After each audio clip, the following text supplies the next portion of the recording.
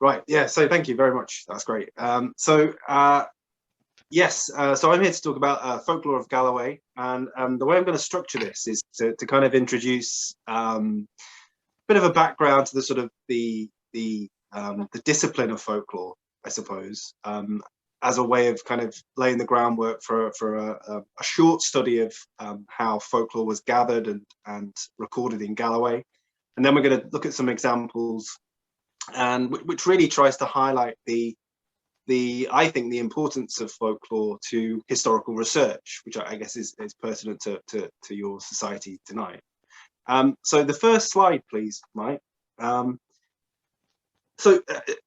by way of a sort of a broad definition, the term folklore was first defined by a librarian who worked for a government department called William J. Toms.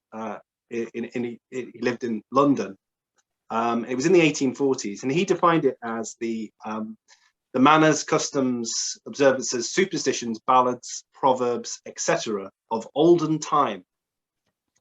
Now that definition of a category of culture to study is quite broad in itself, but since Toms's day, definitions of what folklore is have actually become significantly broader and bigger, which has kind of presented a lot of problems for the discipline of folklore. So folklore, as it's understood today by people who study it and who carry it out, folklorists, it's basically a huge range of cultural expression. Everything from the stuff that Tom's talks about, the archaic, long disappeared customs of olden time, to living and contemporary traditions as well. We also include stuff like material culture, so objects in museums, which is very much what my interests and approach is all about. But folklore also means, knowledge inherent in craft traditions and the intergenerational passing on of knowledge. It also means the products of those craft traditions. It also means all the material gathered by folklorists too, and written in places like Notes and Queries, founded by Toms, Folklore Journal, and various other secondary sources, primary sources. So folklore really describes material kept in libraries, archives, museums, as well as stuff out there in the real world. So it's everywhere, really. But because it's so broad and because it's such a big category of information and ideas, it's been kind of refined and chopped up, and different disciplines have taken over it and made it into other things. And it's been seen through lots of different lenses. And in the next slide, please, Mike, I'm going to talk about two specific types quite quickly that have sort of different ways of looking at folklore, which have really had a long-term effect on how we think about folklore. Okay, so the first is ethnology and romanticism. Okay, so ethnology itself is kind of like it was a field of study in France, which was basically about comparative observation. It was about analyzing and interpreting popular traditions. And ethnology and folklore and anthropology all kind of came together in the 19th century at a time when romanticism was kind of at its height. And there were two kind of major works at the tail end of the 18th century that were really influential. The first was the poems of Ossian, later found out to be by a person called James Macpherson, and the Bishop Percy's Relics of Ancient English Poetry from 1765. Now, these two works were essentially claimed to be works of popular poetry. Okay, so the poems of Ossian were claimed to have been overheard in the Scottish Gaelic oral tradition in northern Scotland in the 1700s. And these two books together kind of inspired late 18th and early 19th century theorists on aesthetics and literature to theorize about the importance of popular poetry, and there was an alignment to a kind of an awakening of national consciousness. Okay, this was mainly kind of theorized by this a scholar called Johann Gottfried von Herder, and with people like Brothers Grimm in Germany, who collected lots of folk tales and things. The intellectual culture of the 19th century became very much focused upon the idea of stories and folklore of ordinary people. It was seen as the kind of crowning genius of civilization. So in this vein, in Scotland, following von Herder's work on folk song, Herder actually defined folk song, Volkslied. People like Robert Jameson, William Motherwell, Sir Walter Scott, they sought out singers, folk songs, ballads from all over the country, because it was thought that in these things, the true spirit of the nation was to be found. Now, another way of looking at folklore, and a really influential way of viewing folklore over the years, has come from social historians, social history. And until relatively recently, much in contrast to the Romantic view, folklore has been seen not as the kind of a national genius or anything like that, but rather as a kind of an indicator of social tensions, class divisions, and also the kind of educational deficits. So superstitions, folk theories of medicine, unenlightened views about the world, the cosmos, etc. These were seen by social historians who dealt broadly with this material up until the 1990s as mostly a kind of an undesirable marker of how working people and the working classes were ignorant.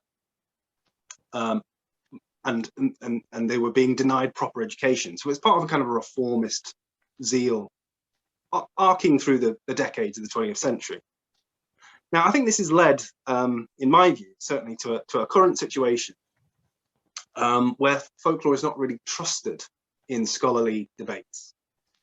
People think that because in the past, folk culture was equated with national genius. In some courses, it coincided with attempts to define the folk and national identity. And because this sometimes slipped into aggressive forms of nationalism on both the right and the left, I think professional historians have sort of been quick to highlight the problems with folklore rather than maybe see its benefits. And you know, and not without reason. I mean, you know, the ethnographic surveys that occurred here in Dumfries and Galloway in the 1890s, there's a lot of good stuff in there, but there's also the anthropometric measurement of heads, the measurement of skulls, which of course has been related to lots of distasteful views on race and things like that. The person who carried out those surveys also noted that he was kind of disappointed when he went to certain parts of Wigtownshire because he felt that the indigenous Galloway population had been polluted by too much immigrant Irish. So it's not without reason that people have been critical of folklore and folklore collecting.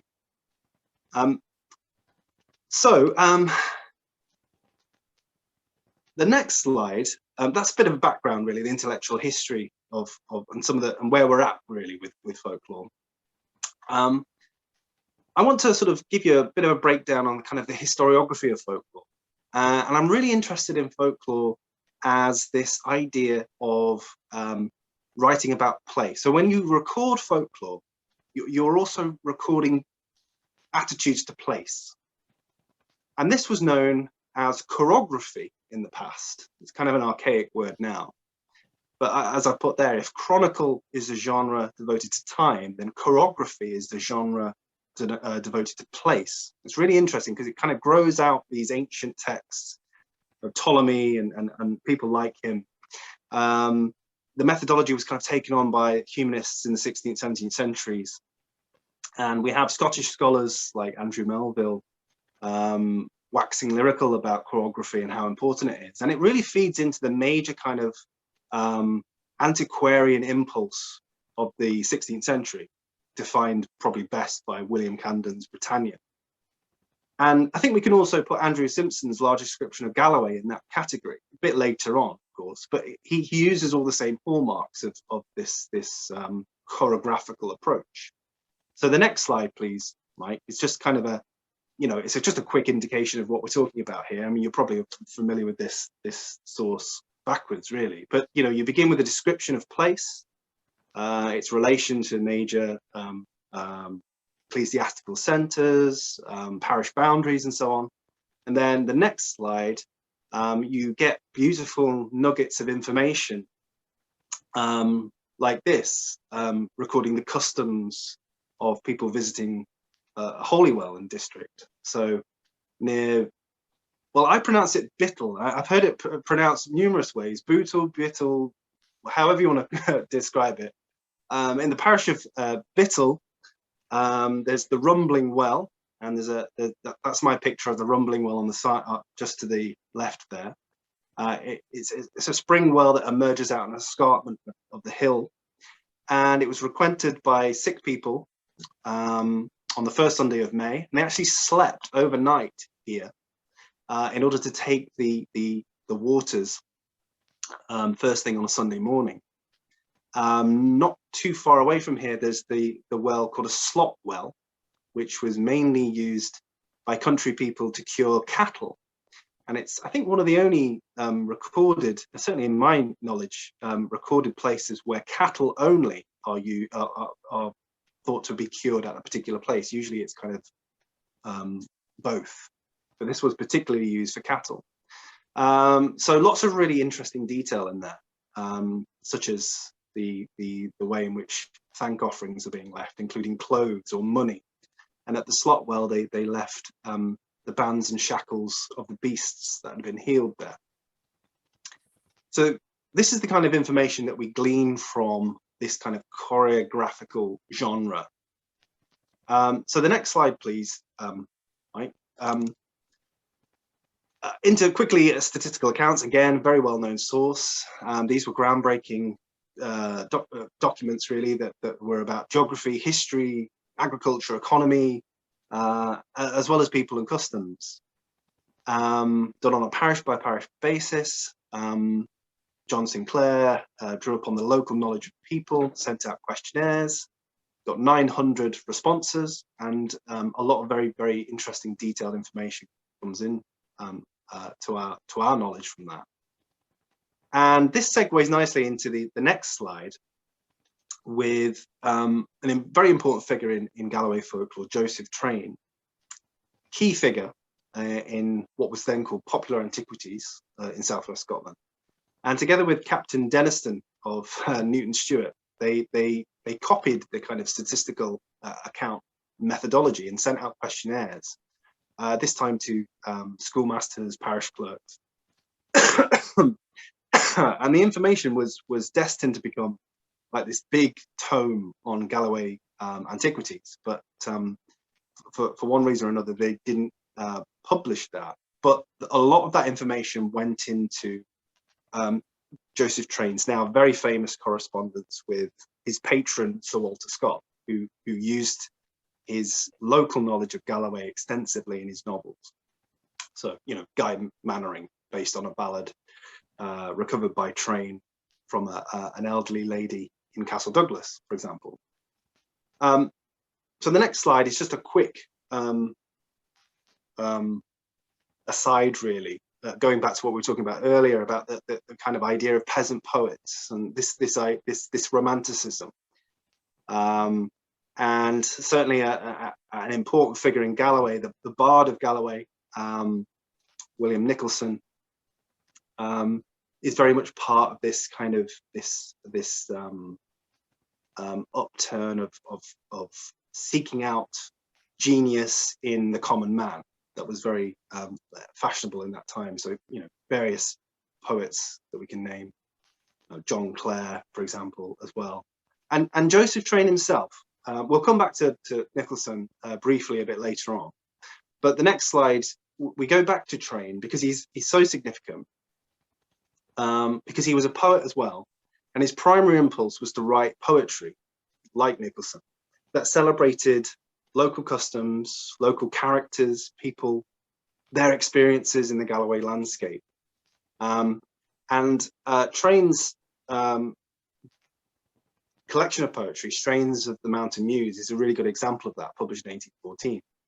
This slide just indicates, of course, that Train supplied oral traditions, reports, customs, beliefs, etc. to Walter Scott, but he also supplied Scott with material culture from Galloway, much to the chagrin, I have to say, of the museum service, because we would love to have this stuff in the region. So you're probably very familiar with the tall pony cap, acquired by Train and sent on to Walter Scott at Abbotsford. That's just probably a very shortened list of the other antiquities that Train also collected and sent on to Scott, and some of these in the National Museum, of course, but other than some of the others, I'm not managed to track down yet. So if anyone has any information about these, I'd be really interested to talk to you about it, because that's, you know, these are really interesting objects. Anyway, the next slide, please. We're going to be looking now at kind of examples of folklore in Galloway, and I want to sort of stay with Joseph Train, and look at some pieces of folklore that relate directly to Kirkcudbright. Now, both Train and he's sometimes called a local versifier or folklorist, Robert Malcolmson, collected folklore on various traditions in the region, and we've got Robert Malcolmson's notebooks in the Statuary Museum. They're an amazing resource that I'm currently, although it's taking forever, transcribing for the ethnological research project at University of Edinburgh. So eventually these will be made available free as an e-book, and there's some really great stuff in there. Anyway, Robert Malcolmson was a local landlord, and he collected folklore, and he tried to send it on to Sir Walter Scott as well, but it seems like he didn't have much joy. It seems like Walter Scott hardly ever answered his letters at all.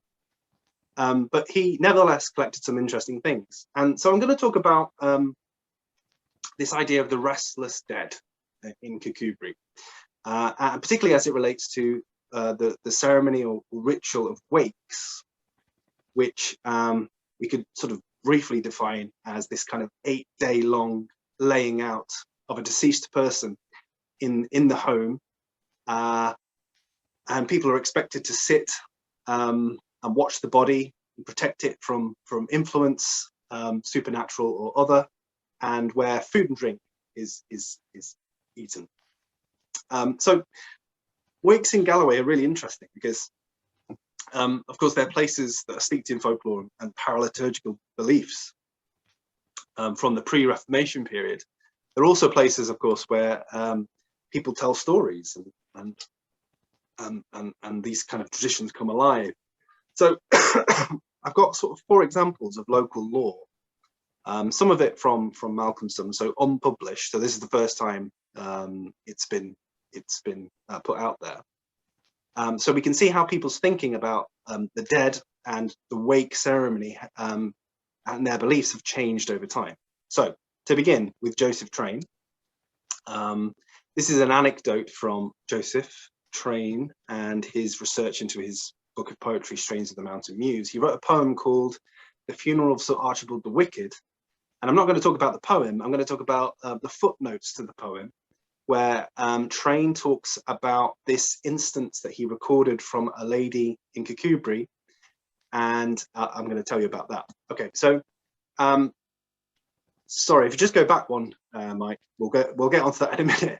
So the poem was in part based on a story related to Train by a woman. Let's call her Anne, because he doesn't actually name her in the source. So a woman called Anne quarrelled with another woman called Elspeth, which is a very kind of auspicious Kirkcudbrightshire name. Now, Elspeth, it seemed, had a reputation for the black art and cursing, and Elspeth died suddenly. And before her death, though, she had this ongoing quarrel with Anne, and she swore vengeance upon Anne. And Anne's daughter, who is Train's correspondent, solemnly vouched for the truth of this story until her dying day. Okay, so on the evening of the decease of Elspeth, as people were sitting around the corpse of Elspeth at her home, the ghost of Elspeth was said to have attacked Anne and her daughter at their cottage not far away. The ghost, which is described as like a goblin, attacked Anne, ripped her hat and hair, but as the cock crowed the first signs of morning, the ghost retreated, passing by a cow that stood in the byre indoors. In a curious incident, the ghost fairly tripped up at its heels on cow dung, but it soon recovered and made off, leaving us more dead than alive, so the source says. So later, the body of the corpse of Elspeth was examined, and it was found that she was covered in cow dung, and she had hair and the sort of fragments of a hat within her, between her fingers. So that incident, according to Train's correspondent, occurred at around about 1700. Okay, and at this time, wakes, or like wakes, they were sometimes called, these were customary even amongst Scottish Presbyterian families, despite the many edicts passed against wakes by, there was one passed by the General Assembly in 1645, and again in 1701, which is kind of a sure indication really that these things are still going on. Now, the next source, and the next slide please, this was recorded in about 1820 by Robert Malkinson from Kirkcudbright, and he collected two stories related to wakes, both of which I think show a bit more of a light-hearted approach, less superstitious view of the ceremony. So here we have, this is what he writes. So a laughable circumstance took place at a late wake in Milburn, Kirkcudbright, almost 80 years ago, around the 1740s. The friends and neighbours were already assembled, but the new-made widow, the deceased, fearful lest they should eat and drink too plentifully, hit upon the following plan in order to get rid of them. Having asked twice, "Is the moon yet risen?" someone answered, "She is rising, sorry." And then she said, "Take care that the corpse gang na by ye." Now this was no sooner said than the good woman got rid of her neighbours, and they fled in terror. So here we have this kind of interesting story of a canny widow who gets rid of the drunkards who are loitering around her husband's wake by invoking superstition to scare them off. Now, the next anecdote, on the next slide, please, reported by Malcolmson, relates to, of course, a really famous folkloric figure in this part of the world, Billy Marshall the Tinker. So this one goes: a numerous party were at once carousing at a late wake in the country. In the course of the night, the corpse was frequently observed to move. All were struck with fear, and they sent for old Marshall, the tinker, who was pursuing his trade in a neighbouring kiln. He came, and finding that the motion of the corpse was occasioned by a cow that stood at the end of the bed, resolved to make the most of his discovery. Having caused the animal to be removed, he pronounced some unmeaning jargon and retired to his seat. The corpse moved no more. The cup again went round, and Marshall, who was regarded as an oracle by the company, enjoyed himself till the morning. Again, from the 1820s. So I think these stories, it's an interesting one because Marshall is seen to trick the superstitious folk of another Kirkcudbright wake by feigning kind of preternatural powers. And, you know, he's kind of rewarded as the kind of trickster folkloric motif figure. So this trio of wake stories, I think they illustrate a change of mood. So we have in 1700, a frankly quite terrifying story.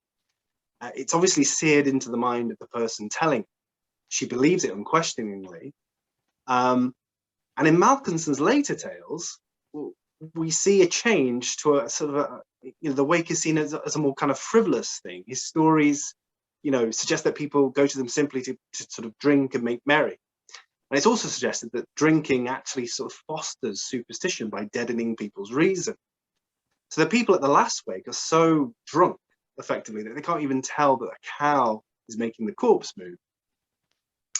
The next slide is just another kind of illustration of wakes as these places of activity and merrymaking and kind of fun, really.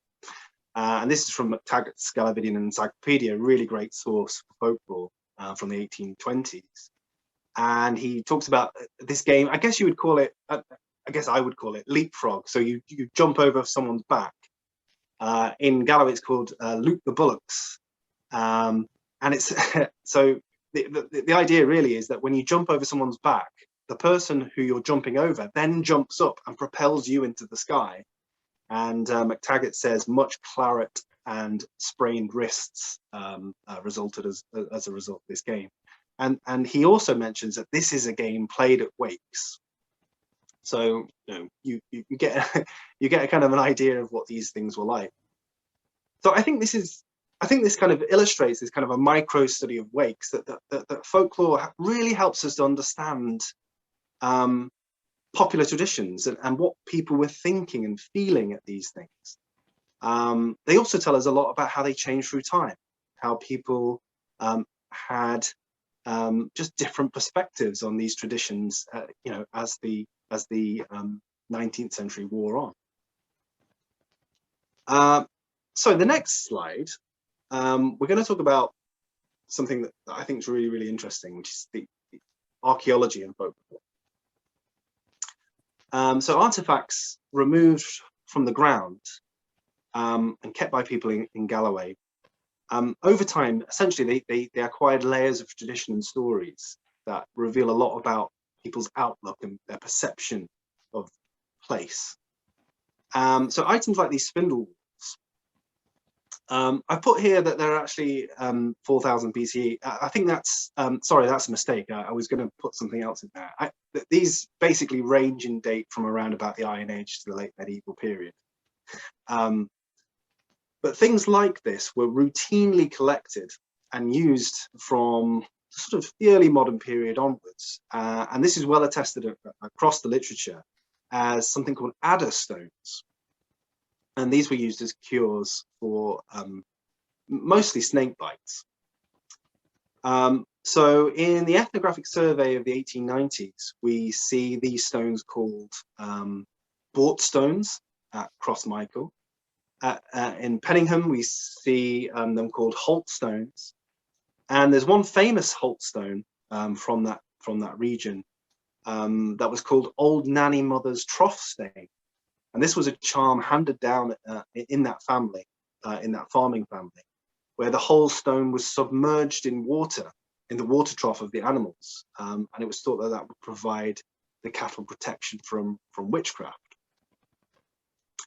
Now, in a fantastic paper on this, published for the Society of Antiquaries of Scotland, George Fraser Black, this is in the 1890s, wrote that the adder stone, or the beads and rings substituted in its place, and that's quite important because adder stains can be a vast variety of different material, archaeological material recovered from the ground.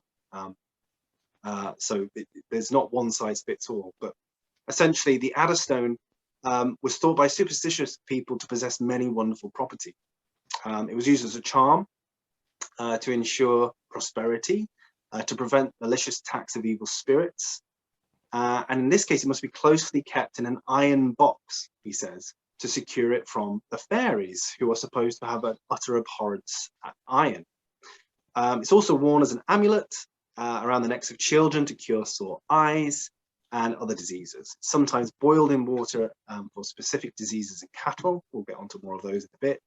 And frequently the cure is supposed to be performed simply by rubbing it on the affected part of the body. So the next slide, kind of carrying on a similar theme. This is a Neolithic flint arrowhead. It's encased in a silver mount. And this was actually donated by a family from Creetown to the Shootry Museum. And it's likely an heirloom.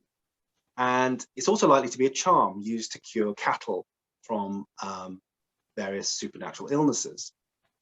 Now, the background to this is essentially that there was a common belief that fairies or elves could attack both men and beasts, and that these arrowheads were thought to be the means of attack. So they, people were thought that you could be shot by fairies, shot by elves. Now, the effects on cows, if a cow had been elf shot, were fairly specific. It's thought that it would move in a certain way, the cow would move in a certain way. It was often said that they would roll over onto their backs and their horns would get stuck in the mud.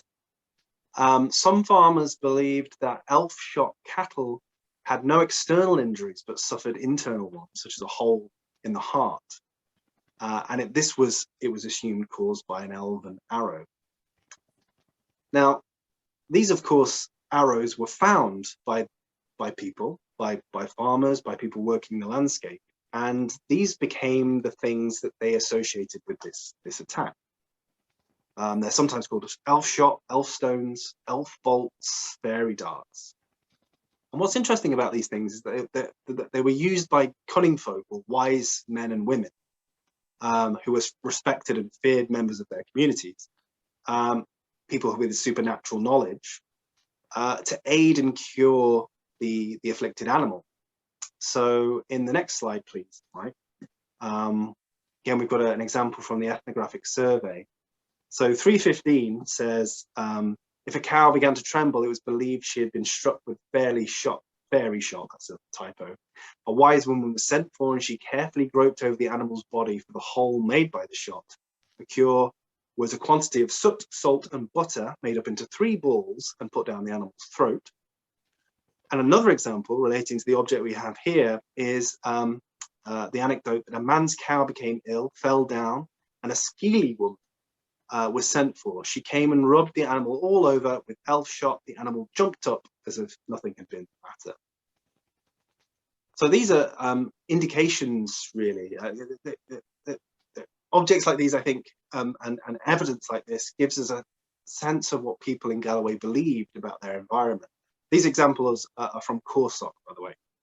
And they had I think they envisaged the environment in a way that's very different to how we see it. You know, this was a place, this was a landscape that was inhabited with supernatural beings.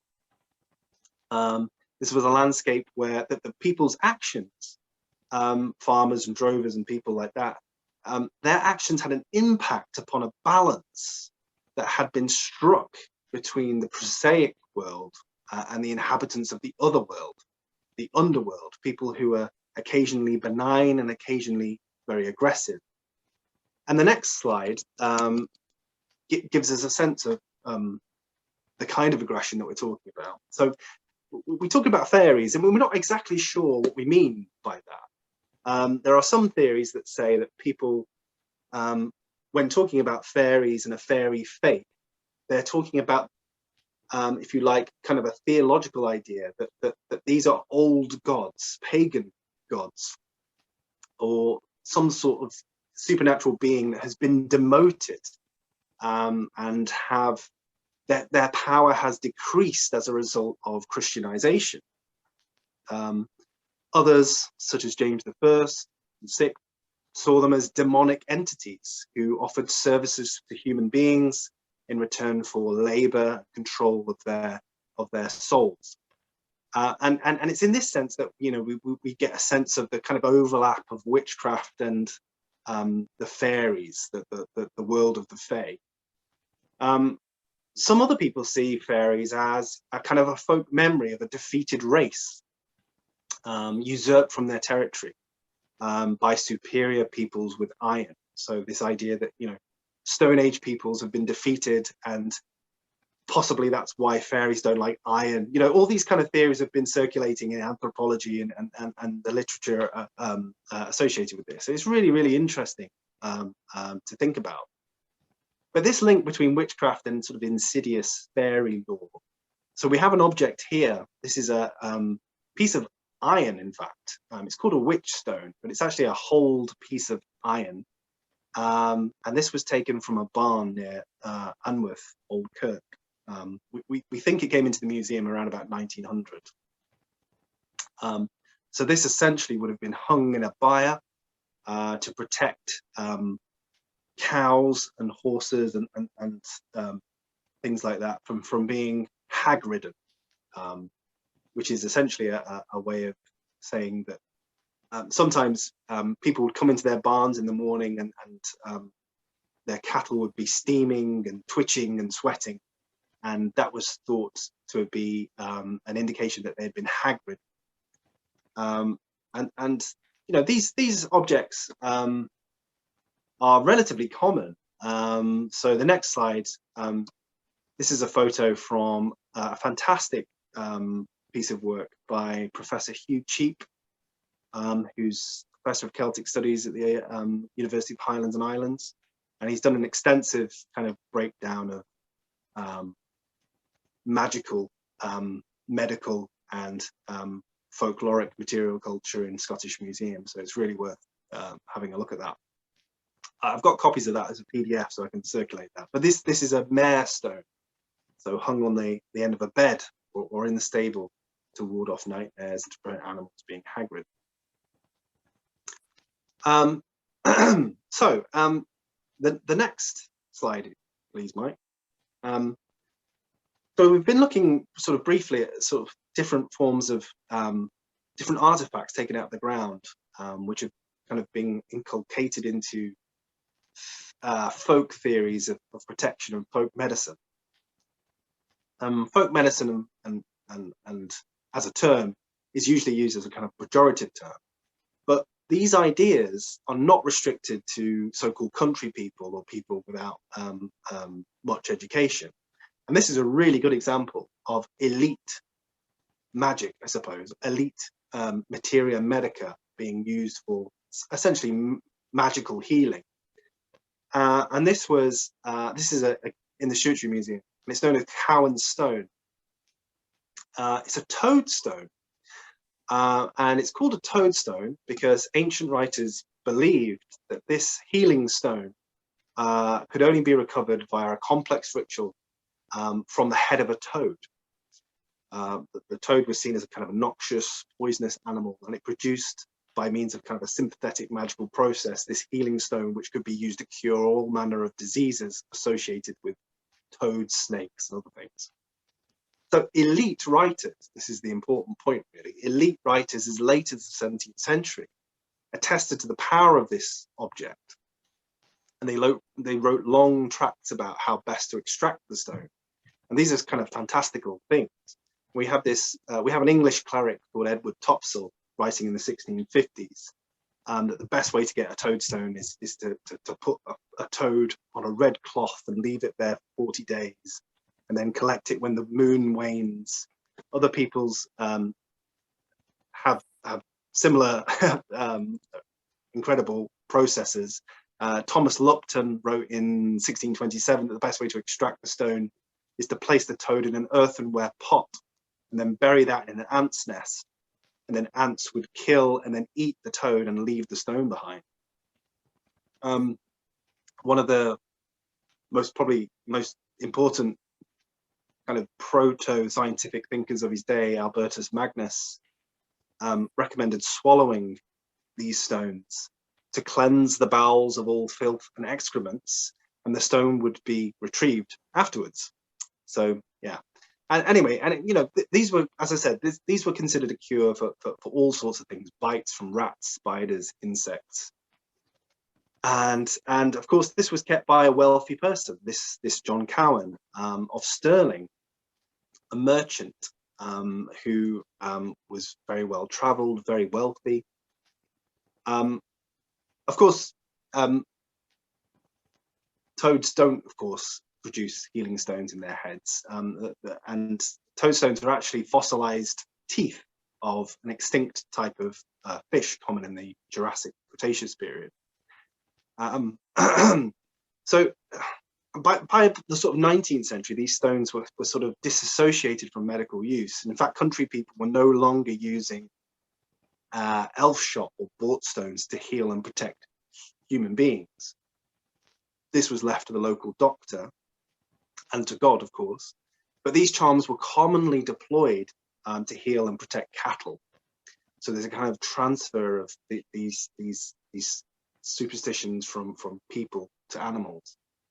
And toadstones, similarly, you know, once these were once elite objects, partly because you needed to have lots of book learning to actually understand, and knowledge of ancient sources to understand these things. But eventually they slipped down the social scale. And that's essentially what happened with this and how it ended up with Stewartry. John Cowanstone was entered the possession of a relative of Cowan, a chap called C.J. Finlayson of Bugubri, who kept it as a lucky charm for many years and donated it to the museum in the early 20th century. Okay, how are we doing for time? Okay. Okay. How long have we got left, Mike? Well, almost as long as you like, 10 minutes, say. Okay. Okay. I've got quite a bit left, but I'll go through it pretty quick. So the next slide, I just briefly want to talk about art and popular antiquities. Obviously, these are very famous paintings by Hornell. They're hugely important because they reference the, I guess you could say, popular antiquities of Galloway. So in the center there, this is a Stewartry Museum item of sitting outside the museum. This is the cup and ring marks, a kind of an impression in plaster of the cup and ring marks at High Banks.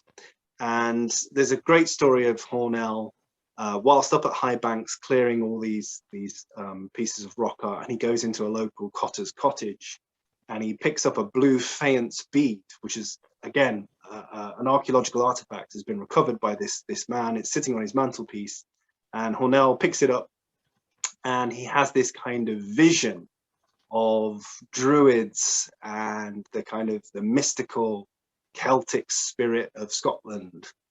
And it's experiences like that that influenced his paintings. Of course, the druids bringing the mistletoe, and it's been written by art historians that the cup and ring marks are kind of really influential and can be seen in the Brownie of Bladnoch, which is on the right hand side there.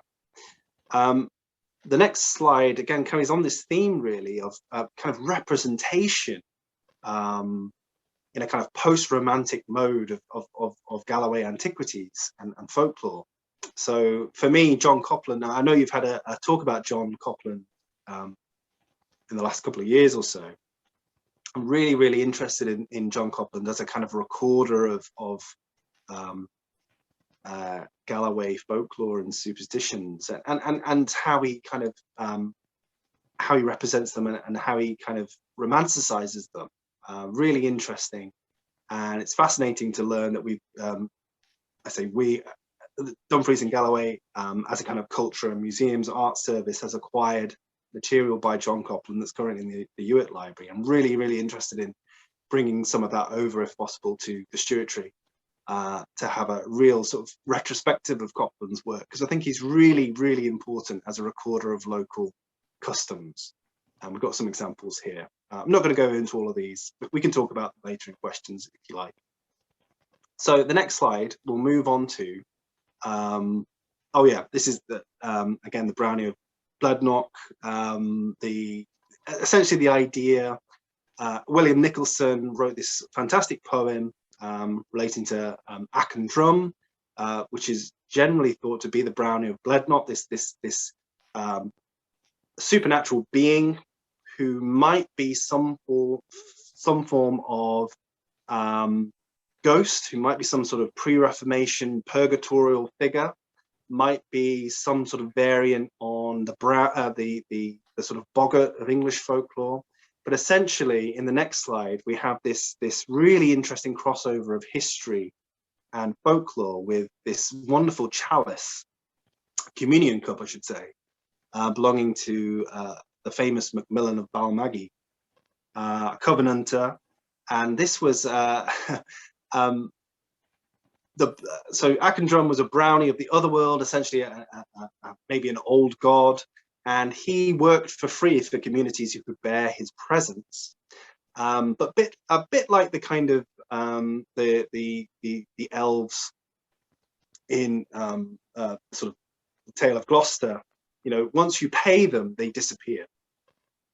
So an interesting idea, interesting kind of folklore idea that maybe we're looking at the spirit of a dead that hasn't been properly banished, keeps on coming back to a community. But in any rate, we have this amazing sort of piece of history here with the cup of Balmaghie. Actually, when it was in Kirkcowan, it says here that this was thought to be a test of orthodoxy. So if on taking this precious relic in hand, the person was troubled or trembled or gave other symptoms of agitation, he was denounced as having bowed the knee to Baal and sacrificed at the altar of idolatry. And it was required that he mend his future life and do various things. So this object, which again folklore suggests was made out of silver, which had been melted down from Dundrennan Abbey. A really interesting arc of stories relating to folklore, history, changing in religious observance. And according to Tales of Galloway, apparently a collection of folklore, folk ballads, Achndrum, the Brownie of Blednoch, was not able to stand the sight of this communion cup. So some really interesting crossovers here between history and folklore. To move on then, we're going to sort of try and press through these relatively quickly. I want to talk about, kind of in light of the Galloway hoard, and talk about buried treasure, because obviously that's a hugely important folkloric motif. But I want to sort of think about it slightly differently. So we've seen how geology, the idea really that toadstones are fossilized teeth, and archaeology, so adderstones are spindles from the medieval period. We've seen how these kind of scientific modern disciplines shed light on folklore and its beliefs and kind of puncture them slightly. But I wonder whether it can happen the other way around. So can folk stories, can folk tales, traditional beliefs about place reveal something about the meaning of archaeology of that place? Or can they indicate where archaeology and archaeological material might be found? Now, this is a massive issue, and it's been something that's been debated by historians and archaeologists for years, and we're not going to get to the bottom of it tonight. But I want to give you some interesting examples of how folklore is important, I believe, and it has an important relationship to archaeology and how they generate knowledge about the landscape. So this slide here, this is by way of an introduction to this idea. So this is from an English context, really. This is the Curedale hoard from Lancashire. It's in the British Museum. Very similar to the Galloway hoard, incidentally, in terms of what it's made up of, although this is much bigger. Now, from an English context, okay, we have these two really interesting traditions that relate to this area of Lancashire between Walton and Ribchester. Now, the first tradition, the first reference to it, comes from William Camden. We've met him before in his work Britannia from the 1580s. And he says he has this tradition from a Saxon source, or it's assumed that it comes from a much earlier source. And then we have another related and similar but undateable folk tradition, which was told by the people of Walton le Dale, where this church is, and we'll talk about that in a minute. And the tradition goes, it was always reputed that if you stood on the headland and looked up the valley of the Ribble towards Ribchester, you would gaze over the greatest treasure that England had ever seen.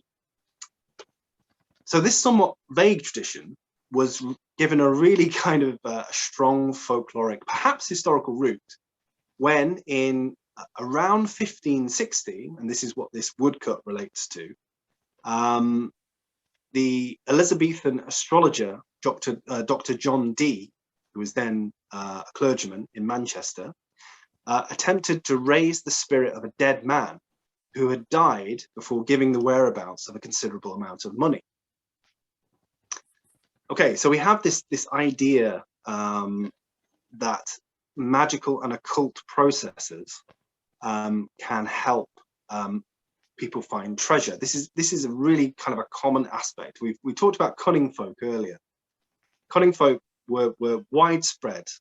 Studies have been done that suggest you would never, in the sort of early modern period, you were never kind of further than maybe 30 miles from your nearest cunning folk, no matter where you were in the UK.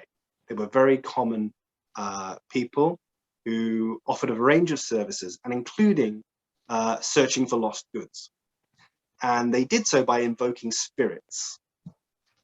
And I'm not going to go into the detail of that kind of necromantic art, because that's essentially what it was. And you see in the picture here, you have Dr. John Dee and his friend standing on an inscribed circle in the ground, and they're essentially evoking angelic help as well as demonic help to help raise the spirit of this individual who's going to tell them where the treasure's hid. Okay, so it's said that John Dee was told where the treasure was hid, but he never actually went to find it, which is kind of interesting. But then in the 1840s, roughly in about the spot that corresponds to the folk tradition, builders repairing the bank of the river discovered the Curedale hoard. So ingots, armlets, amulets, neck chains, rings, ornaments weighing, I think, over 1,000 ounces, about 8,000 objects in total, 7,000 silver coins. It was found in a lead-lined wooden chest.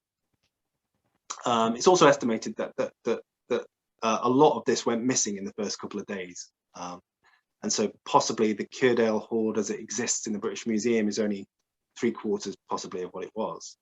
I think it's valued somewhere in the region of £4 million today, but it's certainly a huge hoard. One of the biggest. Is it the biggest in the UK? Possibly. I'm not sure. I'd have to check that. But like the Galloway hoard, it contains, it's predominantly Viking in character, so coinage from Viking kingdoms in Eastern England, as well as stuff from far afield, you know, so Byzantine Empire, Scandinavian connections, Islamic, Papal, Northern Italian, Carolingian stuff. And it's thought that it was put there in 905 AD. So coming on from that. Right, Peter, I think we need to be thinking of wrapping up. You're over an hour. Yeah, I will do. Yeah, no problem. So I think we're going to probably end here. I've got lots more to say, but we can, you know, I'll circulate the slides and stuff. There's quite a lot of information. But coming on to our Galloway hoard, which is the next slide, please, Mike. I was really struck with the way that Andy Nicholson, the county archaeologist, quoted local tradition in perhaps thinking about ways to thinking about how this hoard ended up where it did. And I think the tradition that he quotes, I think it's from a transactions paper by James Barber. And it's interesting to think, why might a treasure of such an international variety like the Galloway hoard be buried where it is? And perhaps this local tradition of a battle between Northmen or Danes and the Scots, which is recorded in local tradition, according to James Barber. There was a battle somewhere on the east bank of the Cairn, about 17 kilometers north of the hoard site. And maybe, you know, maybe these kinds of folkloric interventions give us a sense of why, you know, it gives us a sense of the political tensions of that time and why a wealthy resident of the region, or maybe an incomer to the region, might bury their belongings in that particular place. Now, whilst this, of course, this local tradition doesn't explicitly mention the hoard, you know, it is important nonetheless. And I think we've got other good examples from the region. So the next slide, and we'll kind of make this the last one. Another great example of buried treasure in Galloway is this report from the ethnographic survey again, that a local shepherd turned up a turf on this outlying island in Loch Ur, and there was a pot of gold under it, and he was essentially approached by a spirit of some kind, and he had a dog that rushed away. And it's interesting that the archaeology of this island has got a bit of a shot in the arm recently. I think 2002 was surveyed, and it was found that it was essentially a ruined habitation. It was a fake, an artificial island built of boulders, and there was a log boat found in a sort of dome of a stone mound in there. Apparently it was still left there and left in situ. So there's lots of really tantalizing connections between folklore and archaeology. And I would argue that this is a really important dialogue to be had between the two disciplines about sites for excavation, the interpretation of sites, and I guess now I've run out of time. I'll kind of end there, but thank you very much for listening. I do have a lot more material to go through. I didn't realize it was going to take so long. Sorry about that. But certainly happy to answer any questions if I can. And I'm more than happy to share slides and links to articles if you want to go any further with it. So thanks a lot. Thank you very much. I'll stop sharing there.